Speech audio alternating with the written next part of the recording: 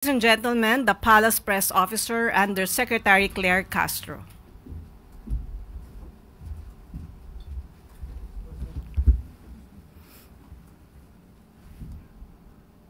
Magandang araw, Malacanang Press Corps. Mabilis na aksyon ni Pangulong Ferdinand R. Marcos Jr. nagbunga ng agarang solusyon sa supply ng kuryente at cell sites sa mga binagyong lugar. Dahil sa aktibong aksyon ni Pangulong Marcos Jr. sa mga lugar na tinamaan ng Super Typhoon Uwan, umabot na sa mahigit 60% ng mga apektadong lugar ang naibalik ang supply ng kuryente. Sa ulat ng Department of Energy, sa pangungunang Secretary Sharon Garin, nasa 454 out of 712 municipalities na tinamaan ng Super Typhoon Uwan ang agad na nagkaroon ng kuryente matapos na ang pananalasa ng bagyo. Nagpapatuloy naman ang restoration efforts sa mahigit 3 million consumer connections na patuloy pa ring nakakaranas ng epekto ng masamang panahon. Nagpapatuloy din ang DOE sa pagbabantay sa 60 electric cooperatives na tinamaan ng bagyo. Batay sa inisyal na report ng DOE, umabot sa mahigit 4 million pesos ang naiulat na pinsalang iniwan ng bagyong Super Typhoon sa sektor ng enerhiya. Sa ulat naman ng DICT, sa pangunguna ni Secretary Henry Aguda, may mga ilang lugar na rin ang agad na nagkaroon ng signal matapos ang pananalasa ng bagyo. Sa report ng DICT kaninang alas 8 ng umaga, nasa 82% ng nakabalik ang signal ng Smart, 77% sa Globe, 63% sa Dito, at 79% naman sa Converge. Nagpapatuloy ang restoration ng signal sa mga apektadong lugar upang masiguro ang agarang pagbabalik sa normal ng komunikasyon doon. Ayon sa National Disaster Risk Reduction and Management Council o NDRRMC, nakapagbigay na ng pamahalaan ng 324.1 million pesos para sa mga pamilyang naapektuhan ng Bagyong Tino. Nagpaabot din ang pamahalaan ng 48.9 million pesos sa mga pamilyang tinamaan ng Super Typhoon Uwan. Gabinete ni Pangulong Ferdinand R. Marcos Jr. umaaksyon sa mga lugar na tinamaan ng Typhoon Tino at Super Typhoon Uwan. Buong puwersa ang administrasyon ni Pangulong Marcos Jr. sa pag-aksyon sa mga lugar na tinamaan ng Super Typhoon Uwan at Typhoon Tino. Alinsunod ito sa mandato ng Pangulo na personal na alamin ang kalagayan ng mga residenteng tinamaan ng magkasunod na bagyo. Si DSWD Secretary Rex Gatchalian kasalukuyang nasa Catanduanes upang pangunahan ang pamamahagi ng tulong sa mga tinamaan ng Super Typhoon Uwan. Batay sa ulat ng ahensya, aabot sa 600,000 family food packs ang kanilang naipamahagi sa mga biktima ng Typhoon Tino at Super Typhoon Uwan. Mahigit 21,000 na ready-to-eat food boxes naman ang naipamigay sa lahat ng rehiyong apektado ng magkasunod na bagyo. Si DOH Secretary Ted Herbosa ay agad ding nagtungo sa Leyte, kung saan pinangungunahan niya ang operasyon sa mga bayan ng Silago, Hinunangan, at St. Bernard, Sugod at Bondok. Prioridad ni Secretary Herbosa ang personal na mabantayan at masiguro ang kalusugan ng mga residenteng apektado ng Tino at Uwan. Nagpapatuloy din ang DOH sa pamamahagi ng mga gamot at nutrition commodities sa mga apektadong komunidad sa Leyte. Sa kabuuang 8.2 million pesos ang nakahandang logistics para sa buong rehiyon. Maliban dito, personal ding nagtungo ang kalihim sa Leyte Emergency Operations upang personal na kamustahin ang mga healthcare workers. Ayon sa kalihim, prioridad ni Pangulong Marcos Jr. ang pangangalaga sa mga medical responders na apektado rin ng mga nagdaang bagyo. Si DepEd Secretary Sonny Angara naman ay nagtungo sa Negros Occidental kung saan personal siyang nakipagpulong sa ilang opisyal sa kagawaran upang malaman ang kondisyon ng mga school facilities doon. Ayon kay Secretary Angara, ipinag-utos ni Pangulong Marcos Jr. ang personal na pag-inspeksyon sa mga apektadong paaralan at sa kondisyon ng mga kabataang naapektuhan ng masamang panahon. Kasama rin dito si Tourism Secretary Cristina Garcia Frasco para alamin ang epekto ng bagyo sa mga nasabing lugar at sa lokal na turismo. Ayon sa kalihim, ito'y para alamin ang lawak ng pinsala bigyan ito ng agarang solusyon at magpaabot ng tulong sa mga nasalantang komunidad. Nagbantay din si Energy Secretary Sharon Garin sa mga lugar na dinaanan ng Typhoon Tino at Super Typhoon Uwan upang mabantayan ang supply ng kuryente. Sa ilalim ng administrasyon ni Pangulong Marcos Jr., palaging una ang kapakanan at kabutihan ng taumbayan, lalong-lalo na sa oras ng sakuna. At maaari na po akong tumanggap ng inyong mga katanungan. Unang tanong mula po kay Ms. Bella Carriazo, Philippine Star. Good morning, ma'am. Ma'am, bago yung main question ko, i-clarify ko lang yung statement mo last Thursday. Kasi last Friday, parang kinol yung attention ko ng DBM nung tinweet ko na kasama yung popondohan ng 1.3 trillion yung rehabilitation effort ng government. Samantalang, during yung press con, sinabi mo nga na prioridad ng government ngayon yung matugunan yung pangangailangan ng mga nasalanta. And nagulat ako bakit ako kinol ng attention ng DBM when in fact kasama yun sa pa-clarify nga po, ma'am. Ang binanggit po natin nung nakaraang Huwebes ay kailangan po na magastos ng mga ahensya na may pondo, program budget para sa fourth quarter ng 2025. Ito ay para tugunan at ito ay gastusin ng tama sa infrastruktura, sa health, sa education at mga direct subsidies. At hindi lamang po ito para tugunan ang mga nasalanta ng bagyo. So lahat po ito kasi po ito ay programmed budget po ng bawat ahensya. Ma'am, I understand kasi yung kaya nag-react ang DBM dahil nga na rin sa mga reaction ng netizens. Apparently may question do sa yung sa trust issue considering nga merong tayong corruption scandal. So assurance na lang ng Malacanang na magagamit ito ng tama at hindi lang pangako kundi tuto pa rin ng gobyerno na magagamit ng tama yung nalalabing pondo para sa 2025. Unang-una po, ang Pangulo nga po ang nagpapaimbestiga ng mga alumalyang flood control projects at lumalabas na nga po ang iba't-ibang issue about corruption. So, ang Pangulo po ang nagpapaimbestiga. Ang Pangulo pa po ba ang hindi tutupad para matugunan ang issue about corruption? Kaya nga po sinabi po natin mga nakaraang araw, dito din po sa briefing, na hindi po agad nagpapalabas ng pondo ang DBM dahil yun po ang utos ng Pangulo. Kailangan po na ma-justify bago magpalabas ng pondo. Thank you, ma'am. And my second question po, yung sa mga mayors na wala dito habang nangyayari yung ating mga kalamidad, ano po ang nakarating na ba to sa Pangulo at ano po ang kanyang naging reaction? Ito po ay natanong na kahapon at sinabi po nga natin na ito po ay under investigation. Ito po ay nasa pangunguna ni Secretary John Vic Remulla. So, hayaan po natin na gawin muna ang kanyang pag-iimbestiga. Pero, sapat na po ba kung explanation? Kasi parang nagiging practice na ng mga officials na mag-travel kahit na sabihin nila na ito'y naka-schedule na at nabayaran na. Pero, for sure, ma'am, government funds din ang ginamit nila para dito sa mga foreign trips na ito. Kaya nga po, iimbestigahan po ito. Kasi kailangan malaman kung ito'y bakasyon at hindi aksyon.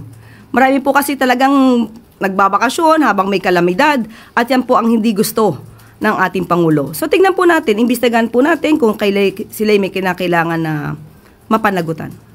And second question, ma'am, merong post po si Mr. Ramon Tulfo regarding sa alleged destabilization against the government and inaccuse niya na ang mga nag-finance daw po nito ay sina Vice President Sara Duterte, ang kanyang kapatid na si Congressman Pulong and si Mr. Chavit Singson. Ano po ang reaksyon ng palasyo dito?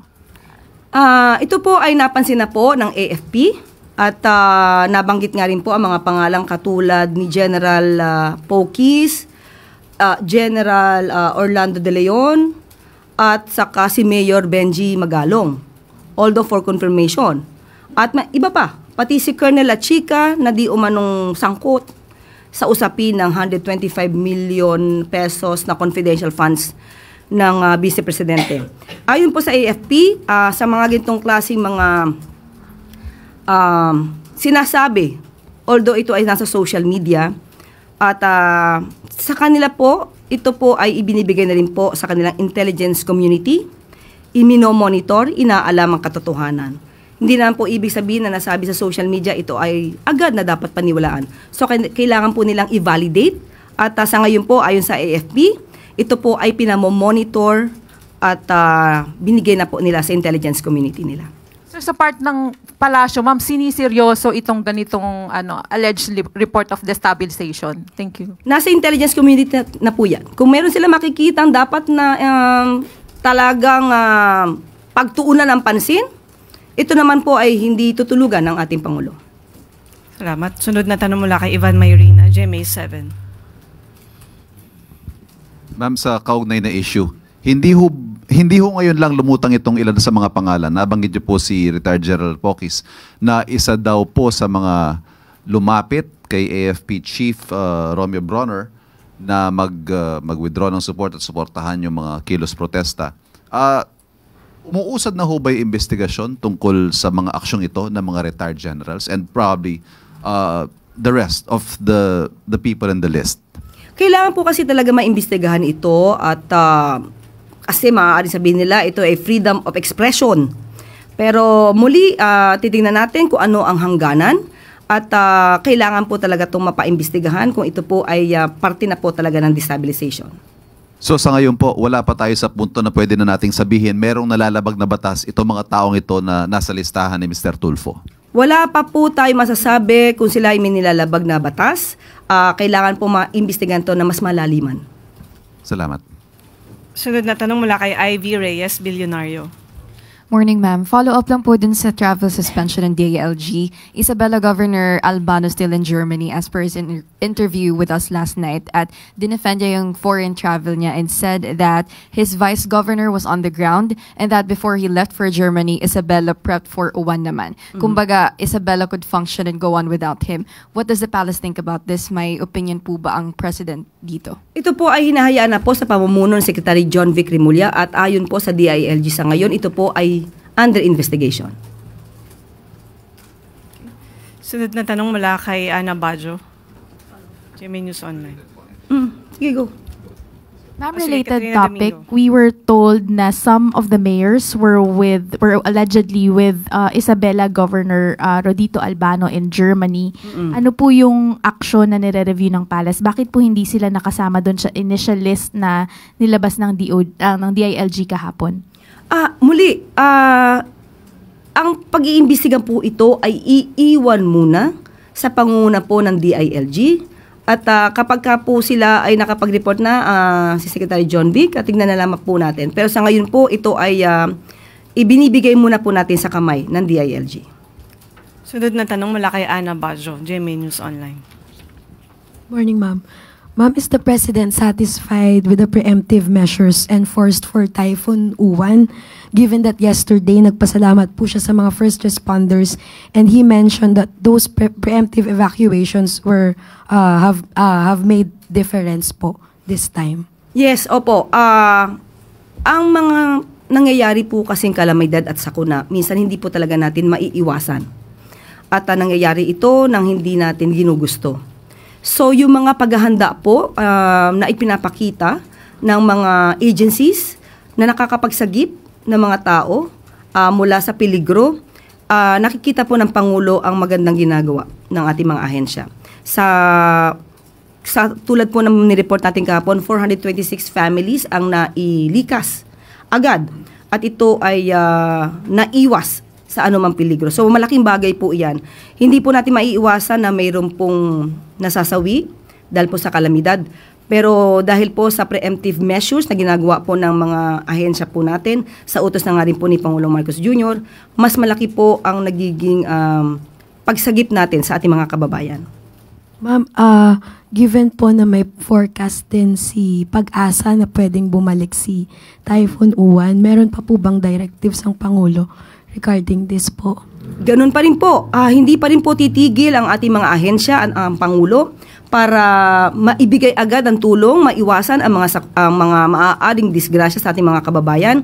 Nandun pa rin po ang mga preemptive measures dahil yun din po ang balita na maaaring bumalik. Ipagdasal po natin na sana hindi na. Thank you, ma'am. Sunod na tanong mula kay Katrina Domingo, ABS-CBN News. Ma'am, good morning. Nowadays, the public is quite bent on monitoring kung sino po bang mga government officials yung tumutok sa bagyo and sino yung hindi. How does the palace respond to criticisms against the First Lady's events last week in the wake of Typhoon Tino's onslaught in Central Visayas and other parts of the country? Ito po yung book launching as well as yung isang concert sa one of the mansions here in the Malacanang compound. Okay, pag sinabi po natin book launching, dapat malaman natin ano ba nilalaman ng libro na to. Ito po ay pag-angat, pagkilala, pagpupunyagi sa mga nakaraang first ladies ng bansa. Ito ay pagkilala sa mga angking talino, kagalingan, naiambag ng mga kapwa nating Pilipino. Hindi po ito, ang isang event na to, yung mga events na dinaluhan po ng unang ginang, ay hindi po isang parting pansarili lamang. Hindi po ito pagdalo, pagpunta sa isang resort para mag-swimming. Hindi po ito susuot ng mga costume katulad ng Snow White para mag-party-party. Ito po ay pagkilala mismo sa kapwa nating Pilipino. Habang ang Pangulo naman po at ibang mga cabinet secretaries ay tumutugon sa mga pangangailangan ng ating mga kababayan. Kanya-kanya pong responsibilidad, kanya-kanya pong obligasyon. Kaya po, hindi po dapat mabigyan ng kritisismo kung anuman po ang ginagawa ng unang ginang sa pagtaas at pag-angat sa mga angking talino ng ating mga kababayan. Mas pipiliin po ba nyo na i-criticize ang nag-aangat sa kapwa Pilipino kaysa doon sa mga nagbabakasyon lang at nagsiswimming sa mga resort? Ma'am, follow-up question lang po. How do you respond to comments saying na it was quite tone-deaf, insensitive, and that the events could have been moved or rescheduled to a different date so that more government assets could have been focused on the typhoon response? Muli, ang sabi nga po natin, kanya-kanya pong obligasyon. Ito naman po ay hindi nakasagabal para sa pagtulong sa ating mga kababayan. Ang Pangulo at ang mga cabinet secretaries ay tumugon ng walang pag-antala. So kung ito naman po ay naganap para iangat ang kapwa nating Pilipino, hindi lang po siguro ito masama. Mas hindi magandang tignan at mas magandang i-criticize ang mga leaders na nagbabakasyon lamang ng walang dahilan. Sunod na tanong mula kay Let Narciso, DZRH. Good afternoon, Yusek. Ma'am, sa mga forum abroad at kahit sa mga speech ni Presidente dito sa bansa, lalo na kapag ganitong panahon na may kalamidad, palagian niyang binabanggit yung tungkol sa climate change. Ano na po ba yung mga konkretong hakbang ng administrasyon sa pagtugon sa climate change? Ang Climate Change Commission po ba mayroong mga pag-aaral at rekomendasyon na napakikinabangan ngayon? Yes, opo. Noon pa po, sabi niyo nga po, noon pa ay nababanggitan ng Pangulo ang tungkol sa issue ng climate change.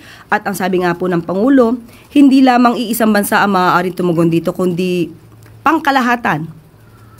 Diba? So, ang ibig sabihin po nito, siya po, ang Pangulo po ay nag-utos na magkaroon tayo mismo dito sa ating bansa ng mga new strategies para po matugunan ang issue ng climate change. Nandyan po ang mga ginawa po ng DOST. At nandito po ang automated furrow irrigation system kung saan makakapag-save ng tubig at may improve ang crop yield by applying irrigation precisely and on time. Nandito rin po yung sinasabing New Smart Farming Initiative using soil moisture. Marami pong programa ang DOST patungkol po dito at para po makaagapay tayo sa climate change. Nandyan din po ang pag-develop po ng Natural Adaptation Plan or NAP for a Climate Smart and Climate Resilient Philippines. At nandito rin po ang sinasabi ng DOST Pag-asa na hinighlight din po ang pag-invest in early warning system and disaster preparedness technologies. So, ilan lamang po ito sa kanilang mga ginagawa. Hindi po ito ang lahat. Mas marami pa pong proyekto ang ginagawa at projects ang pamahalaan para po tayo po ay makaagapay sa issue ng climate change. Ma'am, dun po sa Department of Water Resources na isa sa mga prioridad ng Pangulo, ano na pong nangyari doon? Sa ngayon po, at wala pa po ako sa ngayon ng record niyan at kapag ka po tayo ay meron ng pinaka-update, ibibigay ko po sa inyo agad-agad. Sunod na tanong mula kay Jean Mangalus, PhilippineStar.com. Good morning. Follow up on the previous question. So there are calls from environmentalists to strengthen protection for Sierra Madre and other mountain ranges. So, especially after it helped protect Luzon from Uwan. So, how does the palace respond to these calls? Nakita po ng Pangulo ang kagandahan po na naidulot ng Sierra Madre. Noon pa naman po, maganda po ang naidudulot ng Sierra Madre. At lubhang nakatulong po ito ng tayo bayuhin ng bagyong Uwan. At tingnan po natin kung ano magiging pronouncement po ng ating Pangulo patungkol po sa pagprotekta sa Sierra Madre. Hintayin na lamang po natin. So, my second question is, the Marcos administration recorded a record low GDP because of the corruption issues. So, what's the president's orders to mitigate the economic impacts, especially from the recent typhoons? Okay, ayon po sa DBM, nakausap po natin, yung GDP growth that po ay ina-expect po natin ang improvement ito. Itong sa darating na, itong last quarter po of the year. Dahil po, meron po tayo na sa mga private holiday spending, supported by government programs, pati po ang growth in exports. At yun nga po, ang utos ng Pangulo ay gamitin sa tama yung 1.307 trillion na program budget para po makita po ng mga business sectors na ang gobyerno ay gumagasto sa tama at ito po ay makakapag-boost na economy at ang consumption and investment po. Does the president still believe that we can hit the target growth for the year? Nandun pa rin po ang paniniwala. So, kakayanin po natin yan. Sunod na tanong mula kay Marisol Halili, TV5. Good morning. Follow-up lang po dun sa issue ng mayor. I understand that the DILG is still waiting for the response of the local officials who left the country during typhoon. But what was the reaction of the president when he learned about it? Unang-una, syempre po ang Pangulo, ayaw niya po ng mga opisyal na nagbabakasyon lang. Pero kung ito po ay naka-schedule na, yun po ang magiging daan para ito'y paimbestigahan dahil kung sila po ay pinababalik ng agaran, magbigay po sila muna ng kanilang mga explanation at sila naman po ay bibigyan ng pagkakataon ni Secretary John Vic Rimulya kung bakit hindi sila agad nakabalik despite na nag-utos po siya. So tignan po natin kung ang kanilang magiging rason ay reasonable, ay maaari po silang pakinggan. Pero kung ito po ay hindi magiging reasonable at nakaantala sa pagbibigay ng mag-agarang aksyon sa mga nasasakupang lugar nila para sa dito sa dumating na bagyong Uwan at Tino, doon po natin malalaman kung ano magiging desisyon ng DILG. But although ongoing pa po yung investigation, for the president, is it morally acceptable for these local officials to leave despite yung mga challenges na na-experience sa mga constituents nila? And kailan po natin inaasahan yung magiging decision ng DILG? Baka po nasabi nila sa inyo. Unang-una sa Pangulo, hindi po niya gusto to. Hindi niya po gusto na ang mga liderato ay chill lang. So, dapat ang trabaho ay para sa taong bayan. Kasi ang taong bayan umaasa po sa gobyerno, lalo na sa mga gintong klaseng sitwasyon at kondisyon. So, hindi pwedeng sabihin lang na chill lang palagi dahil dapat trabaho, hindi bakasyon. Although, hindi ko sinasabi nagbabakasyon sila. Still, sasabi ko lang natin, iwasan natin na umalis ng bansa, tumugon sa kalagayan ng ating mga kababayan, lalo na kapag mayroong sakuna or dilubyong ganito. May tanong mula kay Chona Yu ng DZRJ. Ma'am, quick follow-up on that. Moving forward, will the President issue a directive or will there be a directive to LGUs na from now on, kung may kalamidad, will it be better not to go abroad muna? Depende na po yan.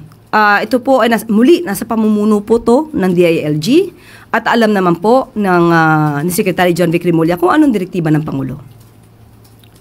Sunod na tanong mula kay Samuel Medinilla.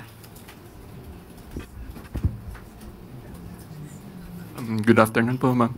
Ma'am, itatanong ko lang po, meron na po bang nasubmit na report yung economic managers regarding dun sa possible economic impact ng flood control project investigation? Naka-slow down po ba to sa growth ng GDP dahil may mga government projects na medyo nag-slow down yung implementation dahil dun sa ongoing probe?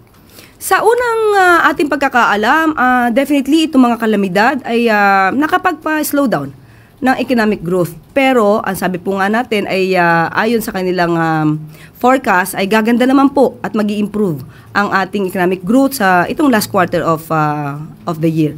But still, bibigyan ko po kayo kung meron po silang may ibibigay na report na detalyado, ibibigay ko po sa inyo agad. So, hindi po na-link sa flood control investigations po yung slowdown?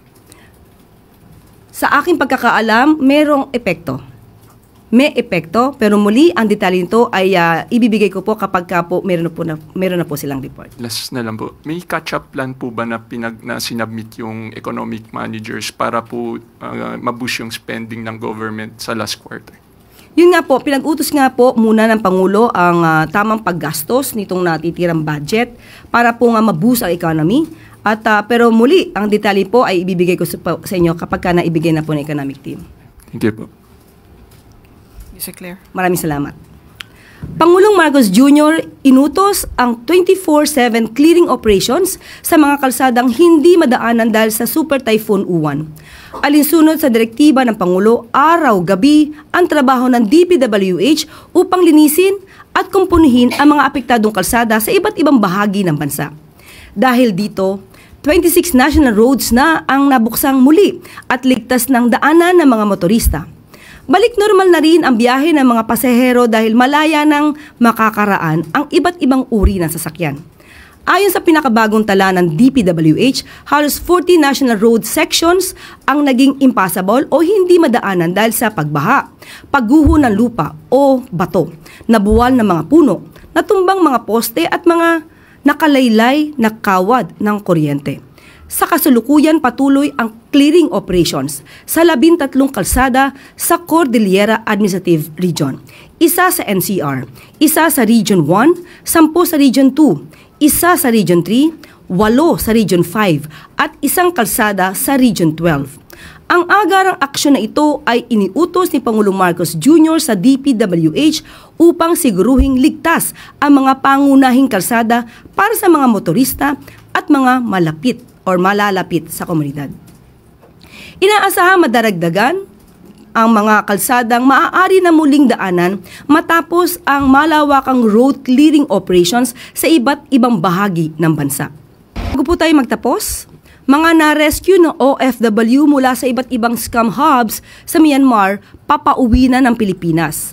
Labis ang kasiyahan ng mga kababayan nating Pilipino na nasagip mula sa scam hubs sa ibang bansa, ayon sa ulat ng Department of Migrant Workers.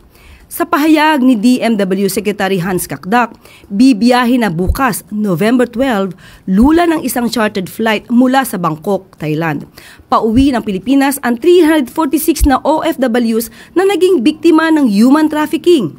Sasalubungin ang mga nasabing OFWs na mga kinatawan ng mga ahensya ng gobyerno gaya ng DFA, DMW, OWA, DSWD at DOH para tiyakin na maayos ang kanilang kalusugan at kapakanan. Ito'y ayon sa direktiba ni Pangulong Ferdinand R. Marcos Jr. na bigyang prioridad ang pagbabalik bansa ng mga OFW maging ang kanilang health and welfare pagdating nila sa Pilipinas. Bahagi rin ito ng whole-of-government approach na naging susi sa matagumpay na repatriation efforts ng administrasyon. At dito na po rin tatapos ang ating press briefing. Magandang araw para sa bagong Pilipinas.